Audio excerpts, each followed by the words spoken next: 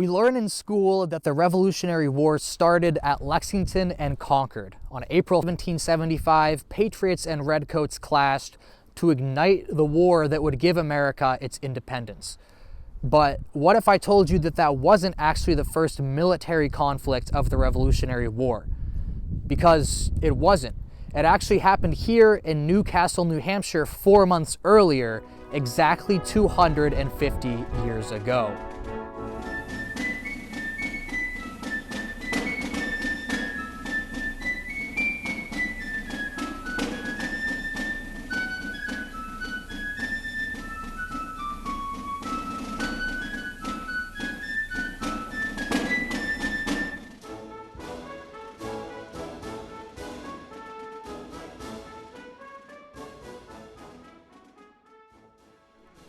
New Hampshire is a small state getting a lot of its importance from being one of the original 13 colonies. In January of 1776, it was the first state to have its own constitution, a full 7 months before the Declaration of Independence, and decades later, it was the critical 9th state to ratify the U.S. Constitution, making it the law of the land. In the presidential elections, a 6-person town up in the north of the state, Dixville, is the first place to vote in the country, and it having the first primary and occasionally being a swing state makes it back in the news cycle at least every 4 years or so. It is often overshadowed by its neighbors, including Vermont, bustling Massachusetts, and Maine. But one thing New Hampshire does have over its neighbors is that it was the site of the first military action of the Revolutionary War, and it happened right here on this coastline 250 years ago exactly. This coastline is the shortest in the nation, only 13 to 18 miles depending on how you measure it, and it's on this coast that New Hampshire and the Revolution really kick off. On the north end of this coast, the Piscataqua Tidal River forms a wide harbor, which today separates the state from Maine. The Piscataqua is fed by a series of rivers and Great Bay after only a few miles, making this area great for settlement. To boot, there's a series of islands right in the harbor. One of these islands is larger than the rest and protects the Piscataqua from the Atlantic. Great Island, as it was known, is the site of our story today, but it wasn't the first place to see settlement. Of course, New Hampshire was home to a variety of native groups before the colonists came, including the Pennacook and Western Abenaki. These groups were semi-nomadic, planting crops in fertile river valleys, as well as fishing, hunting, and gathering to sustain themselves through the year. These groups would fight and feast with neighboring groups, just as any other part of the world would, and land ownership was a relatively loose concept, unlike European ones. The coastal natives interacted with English traders and fishers for decades before they permanently settled here, and through this interaction, an unknown disease decimated the native population, killing about 90% of the inhabitants in the first decades of the 1600s. Over in England, a patchwork of territorial claims that often conflicted led to the settlement of New Hampshire. In 1623, just 3 years after the Pilgrims, David Thompson settled what is now Odierin Point with about 30 people. However, Thompson's escapade didn't end up working out, and more sustainable settlements were later settled at Hilton's Point and Strawberry Bank, which would go on to become Dover and Portsmouth respectively. To protect this burgeoning province, the English needed a fort. Besides the natives, the French and Dutch were real threats to the colonies. So on the northeastern jut of Great Island, Fort Point was established in 1632. Initially just a rectangular earthen structure with 4 great guns, it wasn't much of a fort. In 1666, it got a wooden blockhouse, but soon after it fell into disrepair to the point where a private landowner even tried to claim the point, citing its disuse.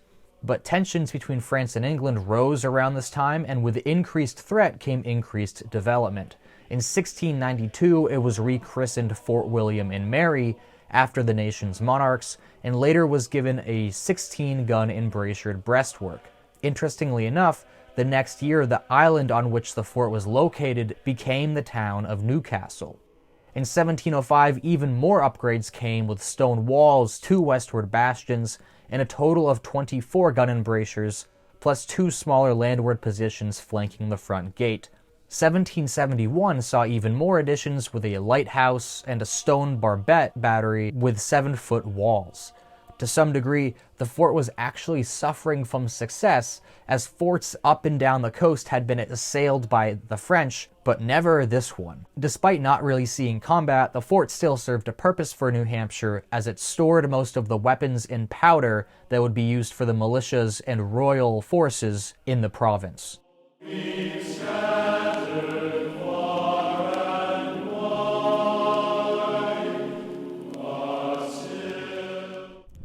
At its zenith, the fort would have as many as 30 people, but now it was lucky to have even 5. This was not just due to a lack of French attacks, but an internal issue with the local government. After the French and Indian War, many English colonists were concerned with rising tax increases and no taxation without representation, causing distrust in the colonies. As such, there was actually a systematic effort by the local government to underfund the fort, leading to discrepancy and a lack of manpower. And this rebellious spirit was affecting more than just the fort. New Hampshire, along with the rest of the colonies, was getting rowdy. When the tax stamp was announced here in 1765, which would have taxed every piece of paper used in the colonies, everyone threw a fit. When New Hampshire was assigned a tax officer to this end, George Meserve, riots broke out in town, during which they tried, hung, and burned him in effigy. Funnily enough, Meserve had already resigned the position, but word hadn't gotten to the locals across the ocean yet. When he finally did arrive in town, he was greeted by an angry mob who wouldn't leave until he officially announced his retirement. In an act of rebellion, the people of New Hampshire actually sent the Stapps all the way back to England, and in celebration, they hung a banner from a bridge that used to live right behind me, but is now actually a liberty pole, reading "Liberty, Property, and No Stamp." In 1772, a riotous group of men attacked surveyors in Ware. The surveyors were trying to crack down on illegal logging, and for their troubles they were switched and whipped before being ridden out of town through a gauntlet of angry locals. This wasn't even the first time this happened in New Hampshire, with a similar incident occurring decades earlier in Exeter. Still, as anti-royal sentiment spread, the colonial governor, John Wentworth, had to balance carrying out royal decrees with keeping the populace happy and in line. Wentworth was actually somewhat popular in New Hampshire, and he was based out of his manor, which actually stands today still as a nursing home. He was actually instrumental in getting the Stamp Act repealed and sided with the colonists on many issues, but after the Boston Tea Party in 1773, he began to get nervous. Fearing a similar incident would happen here in Portsmouth, he actually called Boston for reinforcements. When none came, the word of this actually got out, and his days as a governor were numbered. Wentworth was frustrated at the state assembly for refusing to fund the fort. Keep in mind, this was the only place in town that British redcoats were even present, and the security for the town was the responsibility of local militias, which, if you haven't already guessed, were none too pleased with English encroachments. In frustration, Wentworth dissolved the assembly on June 8, 1774. The next month, Wentworth's earlier fears were realized when tea shipments were held in the harbor. After a royal sympathizer tried smuggling them to shore on July 4th, the tea was forcibly put back on the ship, which was then sent off to Halifax. As tensions rose, Wentworth turned his attention to the Portsmouth Committee of Correspondence, a revolutionary body that organized with anti-royalist groups across the region. 2 days after the tea incident, Wentworth ordered the committee to adjourn, although they simply picked up their efforts and went down to Exeter. Around this time, some of their members secretly began to formulate a plan to storm the castle, just in case the powder stored there was needed. Through the rest of the year, Wentworth routinely complained about his situation to anyone who would listen. On numerous occasions, he wrote to Lord Dartmouth, the Secretary of State for the colonies in England, as well as Thomas Gage in Boston, asking to reinforce the paltry outfit in the fort. But England and Boston had bigger fish to fry, and he was ignored. But one of those big fish had come north. On December 13th, 1775, at around 4 in the afternoon, Paul Revere rode into Portsmouth. He came bearing news from a letter that had come to Boston 10 days earlier. The Lord of Dartmouth, who was the head of the Secretary of State for the provinces in the New World, had declared that there was going to be no more powder or weapons shipped in to the colonies. Further, all the provincial governors were supposed to consolidate any powder stores that they had that weren't secured to make sure they did not fall into the wrong hands. But while this circular letter giving this order was for the eyes of the governors only, some of these governors were sympathetic to the Patriots. On December 5th, the governor of Rhode Island had stores at Fort George removed to Providence, disobeying royal orders and securing it for the militias. The governor then spread the word of the letter, and soon the committees of correspondence knew what was going on. From the hub of the Patriot movement in Boston, the news was spreading across the region, and it was from there that Paul Revere rode early in the morning of December 13th. When Revere arrived, he met with Samuel Cutts, one of the head of the committees of correspondence right here in Studley's Tavern, which, fun fact, was actually moved from across town. He tried to gather a committee of correspondence, however, there weren't actually enough people in town and they decided to wait. But Revere had some startling news. Warships were on their way from Boston to actually come and take the powder from Fort William and Mary. This turned out to be false, but at the time, no one knew that, and the more zealous among them believed that they had to take action right away. The next day, in Portsmouth in the town square, it was a ruckus. In the morning, as a snowstorm raged, drum and fife were sounded as John Langdon, a member of the committee and local wealthy merchant, as well as militia captain Thomas Pickering, raised a call to action.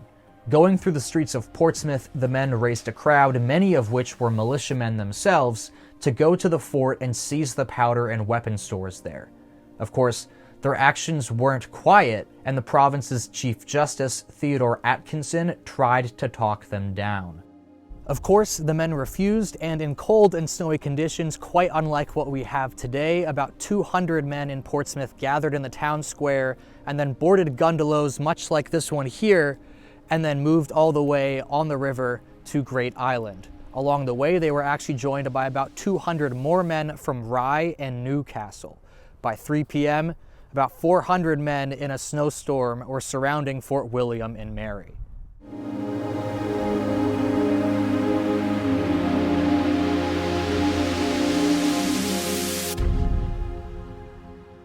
Inside, there was a scene of panic. The fort was actually commanded by a British officer, Captain John Cochrane, and his father had actually garrisoned the fort before him. However, John had very little chance against the mob of 400 men outside of his walls. For one, there was lots of holes in those walls, and people could get through quite easily. Further, he had a paltry garrison of only 3 men normally, and he was only able to boost that by a few more men by the time the men arrived. The day before, when Revere rode into town, Cochrane, perhaps the only true redcoat in the province, had been warned that trouble was brewing. Revere was a well-known and well-connected man, and his presence in the town was noticed by everyone, including Wentworth and the provincial government. Cochrane had only 3 men who defended the fort with him, likely more elderly invalid soldiers who he had recruited in town over the years. In an effort to fortify his garrison, Cochrane was able to get 2 more provincial soldiers, plus 2 civilians, one of which was pressed into service, and the other who volunteered, although there is speculation that this man may have actually been a turncoat for the militias. Cochrane also had his wife, Sarah, who lived in the fort with him and their family, to assist in the fort's defense, for a total of 9 defenders. By 1 p.m. that day, Cochrane got word of the approaching force and made his defense ready, arming his men with bayoneted muskets, as well as 3 4-pounder cannons aimed at the most likely entry points. At 3, the 400 or so men were jeering at the defenders of the fort, calling for surrender and some even threatening death. John Langdon, the leader of the group, came up to the gate and asked to be let in. Cochrane, of course, told him that he could not let everyone in, and Langdon asked in return if he and just one other could go in instead to negotiate terms. Cochrane accepted, and Langdon blatantly told him that they were there for the powder. Cochrane, for his part, did his duty and told them that he would not give them the powder, and that if they tried to take the fort, there would be bloodshed. He kicked Langdon out of the fort, at which point he gave a signal. Suddenly, the 400 men rushed forward, scaling the walls of the fort. Cochrane in turn gave the order to fire, and the 4-pound guns went off. Fortunately, the attackers saw this and got down off the wall right before the cannons fired. A musket volley followed the cannons, and at this point the attackers had the advantage. With great numbers they stormed the fort, attacking and pummeling its defenders. Sarah Cochrane handed her husband loaded pistols as the pair fended off attackers with bayonets, and John even skewered someone in the arm. At the same time, the attackers were streaming in from all sides. The defenders were quickly apprehended, their weapons broken into pieces, and in one particularly violent instance, a man was sent to his knees and a pistol was put to his head. It didn't fire, and it's unknown if that was intentional or not. Cochrane, the captain of the fort, was actually taken down in a very dramatic style by Captain Pickering, who jumped from the wall on top of him before grabbing his throat and forcing a surrender. The violence was over quickly, and the 400 men gave 3 huzzas before one of those men, John Palmer, took down the English flag. Exactly 250 years before this video gets uploaded, the first fighting of the Revolutionary War had just taken place. Injuries were minor, with a stab wound and likely some broken bones, but no one was killed or even shot. Cochrane managed one last defiant act and refused to hand over the keys to the powder stores, forcing the men to break open the doors with axes and crowbars. For an hour and a half, the New Hampshire rebels loaded 97 barrels of powder onto their gundelows before giving Cochrane his sword back and leaving the fort and its defenders behind. That same day, Cochrane and Wentworth sent letters for help, which were dispatched to Boston, but help would not come for some time. The next day, as many as 1,500 militiamen streamed into Portsmouth from across the countryside. One of the big towns that contributed to this was Durham, and those men from Durham were actually led by Major John Sullivan, who, having heard about the raid from the previous day, decided to double down. First going to Governor Wentworth, the militiamen questioned him about the order to move the English powder. Wentworth played dumb and in turn asked the militiamen about the raid the previous day. They in turn denied that they were involved and even condemned the action. Obviously, everyone here was lying, and both parties decided to take action that day. Wentworth put out a call for local reinforcements to protect the fort, but funnily enough, no one actually showed up, largely because most of the militiamen who could defend the fort had taken part in the raid. After initially seeming to retire, Sullivan led a smaller force of men, maybe around 100, that night to the fort once again. Repeating the process from the previous day, Cochrane allowed Sullivan to enter the fort to discuss terms, warming by the fire. Sullivan aired his grievances, saying that he was only there to take what was rightly already provincial property. After all, Sullivan was a major in the provincial New Hampshire army. Eventually, Cochrane actually allowed the men to come inside, provided they only take what was provincial property and not royal property. As the gates opened, however, the men took everything that wasn't bolted down, provincial property or not. Working through the night, they took 16 cannons, 10 gun carriages, and around 60 muskets, many of which were broken, as well as bayonets. By the next morning at around 8, Sullivan and his men, along with the supplies, were headed down the Piscataqua with the rising tide. By that time, even more armed men from the country were in town, threatening to storm the fort once again and take the heavier cannons, but no action actually came of these threats. Sullivan, meanwhile, was slowly making his way down the Oyster River, which was by this point totally frozen over. For 2 days, he and his men hacked at the ice until they reached Durham, where the powder and supplies were stored temporarily before being dispersed throughout the countryside. On December 17th, Wentworth's relief finally arrived, albeit too late. The HMS Canso arrived, however, it was just a survey ship from Boston, and it wasn't until 2 days later that an armed frigate, the Scarborough, finally came into the harbor here and gave the fort a real defense.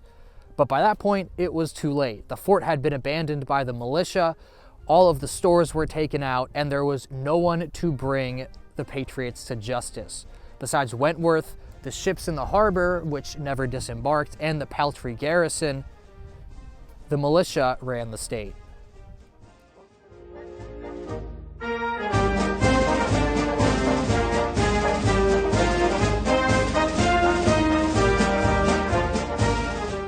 Once the war officially started, Wentworth was only governor for a short time. In June of 1775, colonists actually surrounded his house here and threatened to burn it down if he did not release one of his loyalist friends that was in the house being sheltered by him.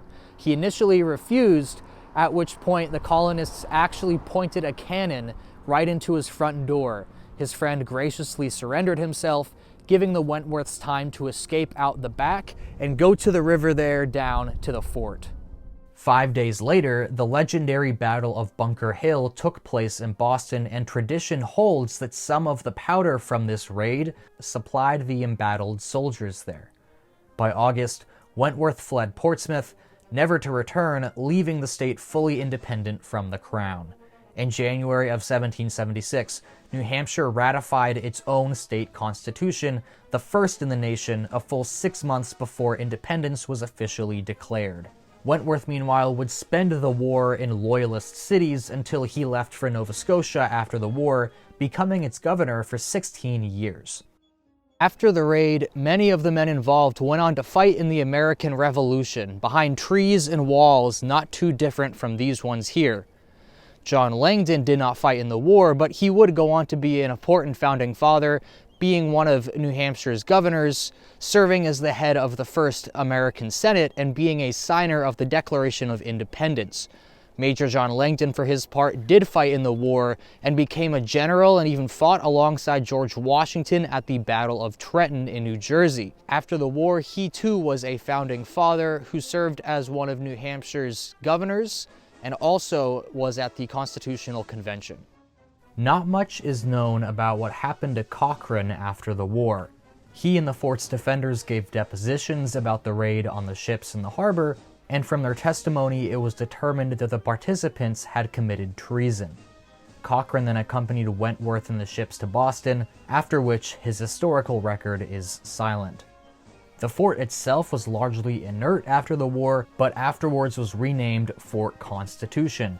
It was upgraded for subsequent wars and now stands as a Coast Guard base, making the fort arguably the oldest continuously occupied naval installation in the country. So all of this begs the question, was this really the start of the Revolutionary War? In some sense, no. The status between the colonies and the crown did not just change overnight in the same way that it had during Lexington and Concord. However, there is a good argument that this actually was the first military action of the war, even if it wasn't recognized as such at the time.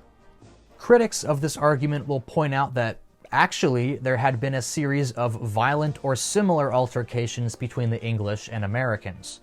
In New Hampshire itself, violent attacks against royal pine surveyors in 1732 and 72 took place. Through the preceding 10 years or so, multiple royal ships had been attacked by the colonists in Rhode Island. Most dramatically, in May of 1771, a pitched battle between state militia and regulators took place in Alamance, North Carolina, and just days before Fort William and Mary, Fort George was stormed in Rhode Island, where powder and weapon stores were seized. So, how can this argument still stand? But we have to keep a few things in mind here. All of those other instances actually lack some critical criteria to be considered part of the Revolutionary War. The raiding of Fort William and Mary, however, has it all. It was a largely military force commanded by military officers against other military officers who were in a military fort. Their objective was not to simply preserve the local economy or do some sort of self-defense like in these other instances. Rather, the fort was really just minding its own business, and the whole reason it was attacked is because it had powder and weapon stores that the militia wanted to be able to use for war against the British. It was premeditated, it had wide-scale organization, not just within Portsmouth, but within all of these local areas. You had military units actually covering the retreat of other military units who were absconding with powder. And it was even kicked off by the man who really kicks off the war in 1775 as well, Paul Revere. In short, this was a military action conducted by a military force against a military target with military aims to try and improve the war-fighting capability of the Patriots. Plus, the English flag was taken down, the first time that this had happened. Mere days after the storming of the fort, a gentleman in Boston wrote this astute take. No history, I believe, will furnish us with an instance of the king's fort being taken with his colors struck by his own subjects in time of peace. The biggest flaw with this whole argument, in my mind, is for the most part, it was business as usual across the colonies even after the attack. However, I have an argument for that as well. The men in the fort were really the only royal agents who could really enforce anything in New Hampshire. Since it was so lightly defended and then overtaken, the state was effectively in silent rebellion against England from that point on. The governor had no power, and the only redcoats were on ships, and they didn't even bother disembarking or leaving the fort to restore order. After December 14th, 1774, New Hampshire was functionally independent, and thus there was no need for extra fighting, hence the lack of wide-scale recognition that the war was on. So when we think about New Hampshire, we can add this to its lists of firsts. First to vote, first to declare independence, and first to fight.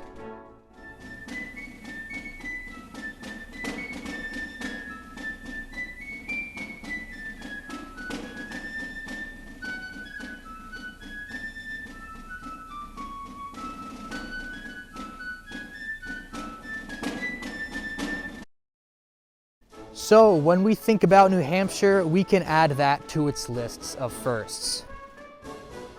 And I forgot what they were already. Let's try. The fish line works because it's... Ready? Good? To fight. Hell yeah, we did it. Let's go. Boom, let's go. Good. Bam. No. Okay.